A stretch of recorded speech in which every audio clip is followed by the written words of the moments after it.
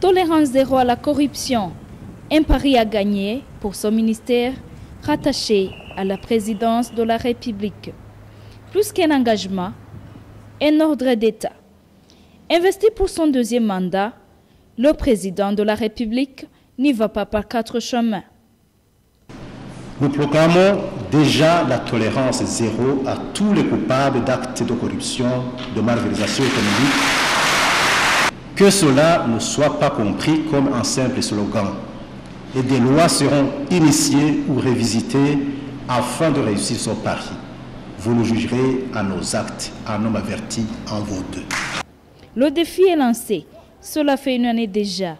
Les mécanismes pour cette fin sont créés et renforcés. D'un côté, la Cour anticorruption. De l'autre côté, la brigade spéciale, rien que contre la corruption. Ce n'est pas tout. L'inspection générale de l'État voit ses structures renforcées. Embarquement rapide contre la corruption. Aucun secteur à l'abri de cette guerre. La police nationale y compris, même celle de la sécurité routière. Quelle année le bilan une année après? Pas facile d'en saisir les contours. Un acharnement pas très ordinaire de la police, moins de transparence en tout cas.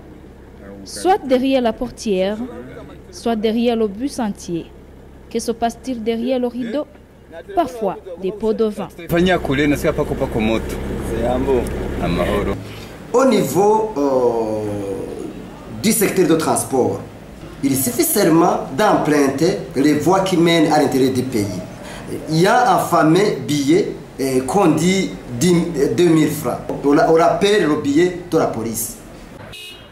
Faux, rétorque la police nationale. Je peux affirmer haut et fort, au grand jour, qu'il n'y a plus de corruption à la police.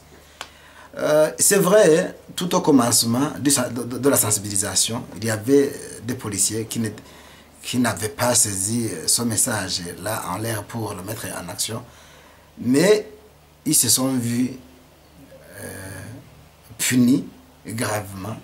Des fois même, ils ont été chassés du corps, et ceci a servi d'exemple au reste du corps. Vous pensez que vous êtes à quel degré, à quel pourcentage d'application de la tolérance zéro? En tout cas, je peux me permettre que on va au-delà de 90%. Et voilà, tolérance zéro, oui. Mais une année après, les points de vue divergent encore en cette matière. Il y a lieu de se demander à quand la réussite de cette politique dans les milieux de la police routière.